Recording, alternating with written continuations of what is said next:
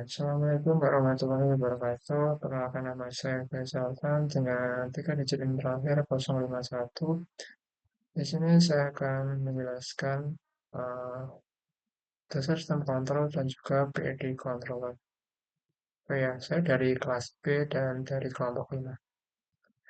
Di sini saya dan teman-teman mengambil sumber dari video yang telah diberikan oleh dosen yaitu Parofik dan kita menjadikannya yaitu sebuah PPT. Langsung saja kita ke materi yang pertama yaitu ada pengertian dari dasar sistem kontrol, feedback, dan PID controller. Nah, bagian ini memperkenalkan konsep dasar sistem kontrol, yaitu berupa otak tersembunyi di balik sebagian besar sistem aplikasi kehidupan modern. Sistem kontrol memproses feedback atau umpan balik dengan cara mengirim informasi tentang keluaran sistem kembali ke masukan untuk menjaga kinerja sesuai dengan yang diinginkan. Kemudian yaitu ada PID controller. PID itu sendiri merupakan singkatan dari proporsional, integral, dan derivatif. Proporsional yaitu mengukur atau pengukuran besarnya error saat ini. Integral yaitu penilaian akumulasi error sepanjang waktu. Dan derivatif adalah prediksi arah atau tren error yang ada di masa depan. Nah, ketiga komponen ini bekerja sama untuk memastikan perilaku sistem yang presisi dan stabil.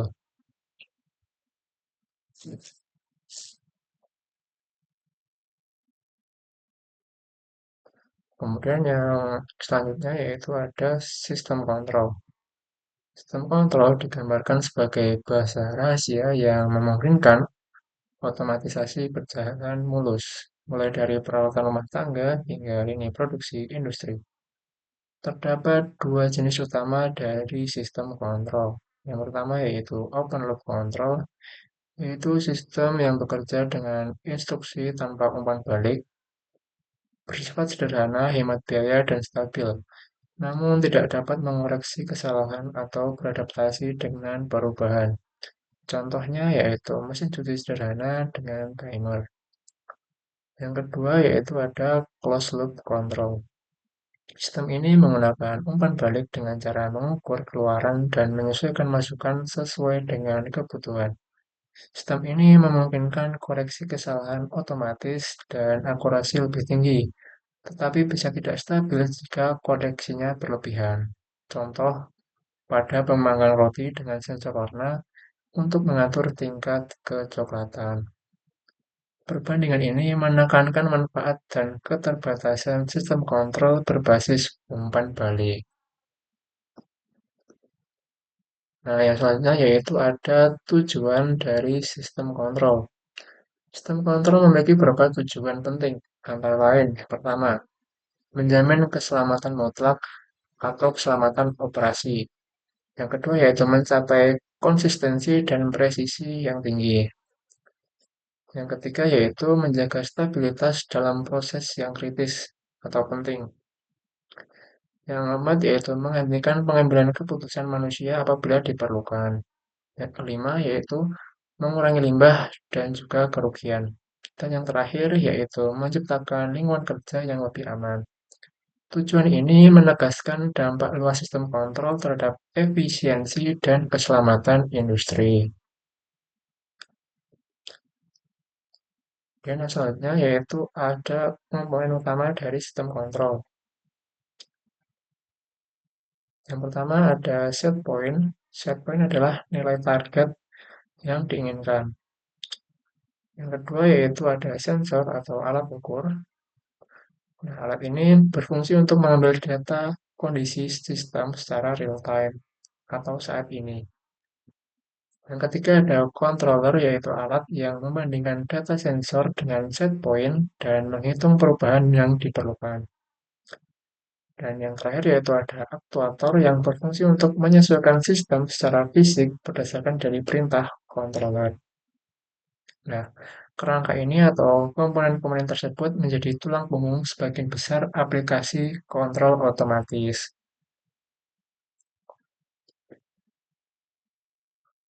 Kemudian ada otomasi industri. Otomasi industri dipaparkan sebagai konsep dasar yang menopang manufaktur modern di seluruh dunia.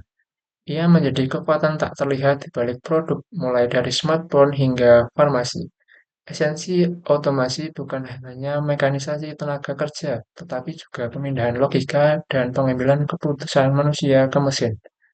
Pergeseran ini menjanjikan: satu, produksi lebih cepat; dua, presisi mikroskopis; tiga, konsistensi tanpa tanding; empat, perubahan mendasar dalam alur kerja menuju efisiensi, kualitas, dan keselamatan.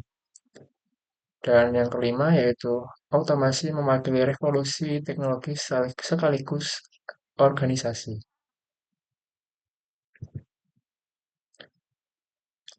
Oke, yang selanjutnya ada sistem alur dari otomasi. Proses otomasi dibagi menjadi 3 tahap, yaitu yang pertama ada sensing atau merasakan. Proses ini dilakukan oleh sensor yang mengumpulkan data seperti suhu, posisi, dan tekanan. Yang kedua ada deciding atau memutuskan.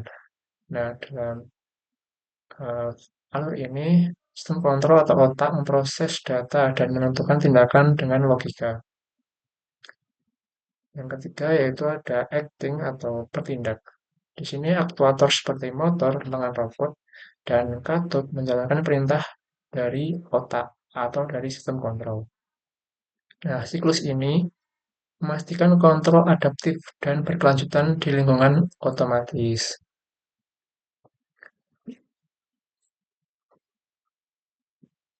Kemudian yaitu ada jenis-jenis dari otomasi. Sistem otomasi dikategorikan menjadi 3 jenis berdasarkan fleksibilitas dan aplikasinya. Yang pertama yaitu ada otomasi tetap atau fixed automation. Sistem ini seperti kotak musik yang hanya memainkan satu lagu dengan sempurna. Sistem ini cocok untuk produksi massal barang identik. Contoh, yaitu jalur perakitan otomotif. Kemudian yang kedua ada programmable automasi. Sistem ini seperti piano otomatis yang bisa mengganti lagu. Sistem ini cocok untuk produksi batch dengan proses yang bisa diubah di antara run. Contohnya yaitu industri makanan atau farmasi. Kemudian yang terakhir yaitu ada otomasi fleksibel atau flexible automation. Sistem ini seperti DJ yang mencampur lagu secara langsung. Sistem ini mendukung produksi beragam produk secara berurutan dan terus-menerus. Contohnya yaitu pabrik kertas atau kimia yang beroperasi setiap hari sepanjang minggu.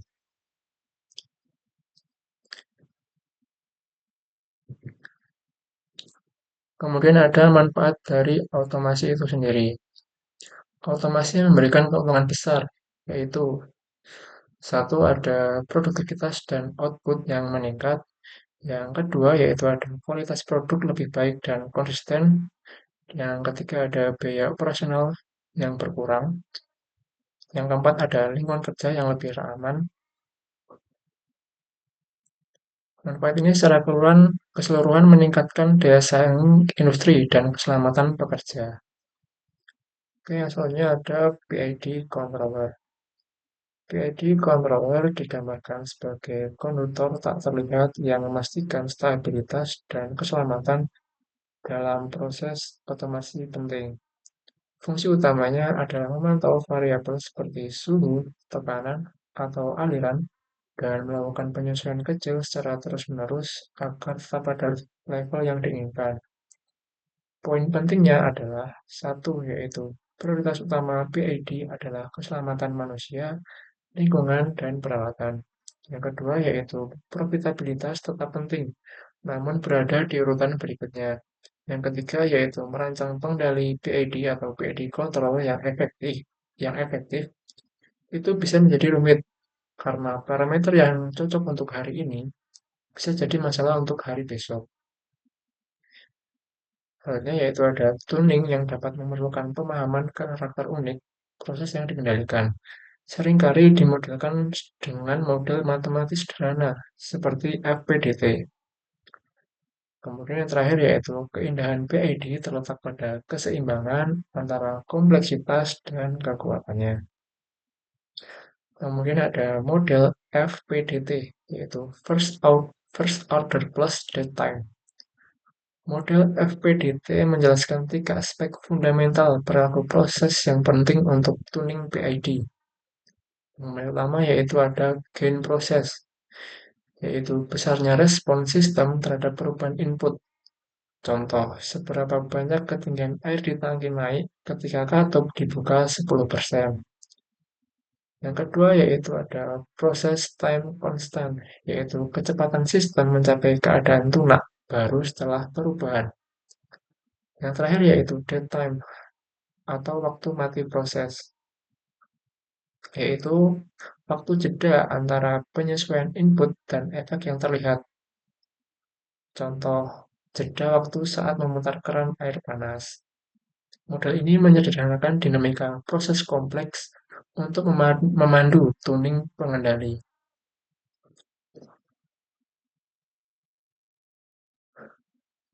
Kemudian ada tuas kontrol dari PID. Setiap komponen PID dicirikan oleh jenis umpan balik yang diberikan. Yang pertama yaitu ada proporsional, dilambangkan dengan P, yaitu respon besarnya error saat ini. Error lebih besar memicu aksi koreksi yang lebih kuat. Yang kedua ada integral, yaitu fokus pada lamanya error yang bertahan. Integral meningkatkan koreksi jika error berlangsung lama. Kemudian ada derivatif, yaitu memprediksi arah perubahan error dengan mengevaluasi kecepatannya. Derivatif membantu mencegah overshoot dengan mengantisipasi masalah.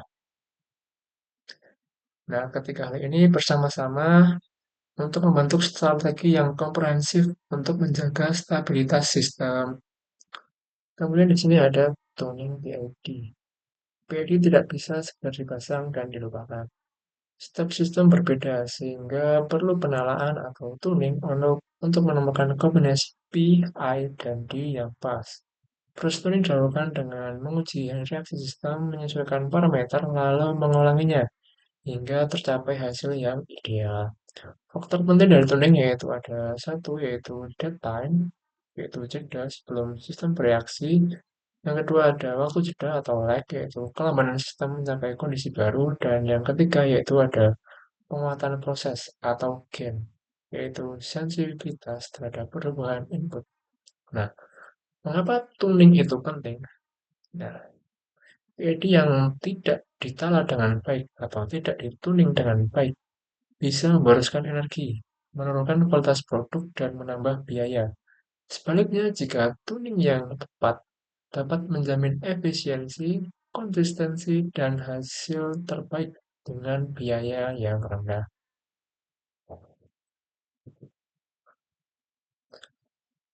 Nah, kemudian di sini ada contoh pengimplementasian PID pada kemudi kapal.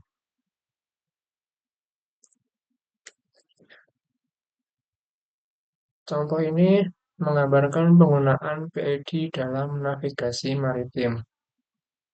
Sistem menjaga arah kapal meskipun ada gangguan seperti angin, arus, dan gelombang.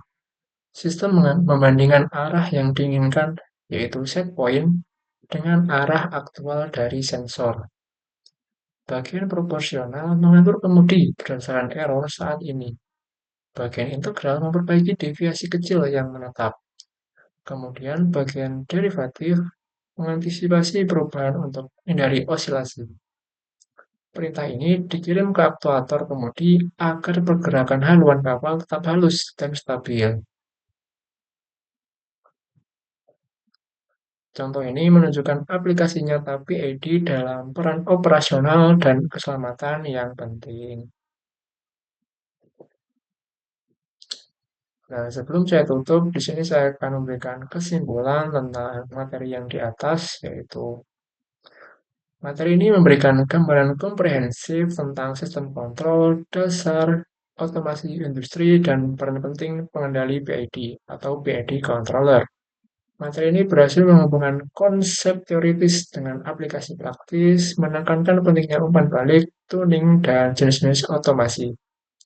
Penjelasan yang jelas mengenai mekanisme kontrol PID dan tuning menyoroti kompleksitas sekaligus sifat tak tergantikan dari sistem otomasi modern. Sementara contoh nyata menunjukkan perannya yang krusial dalam menjaga keselamatan dan efisiensi. Materi ini menarik bagi saya dalam bagaimana sistem kontrol ini dapat diterapkan di berbagai bidang, dari hal-hal sederhana sampai hal yang rumit di industri. Mungkin cukup sekian penjelasan atau presentasi dari saya. Wassalamualaikum warahmatullahi wabarakatuh.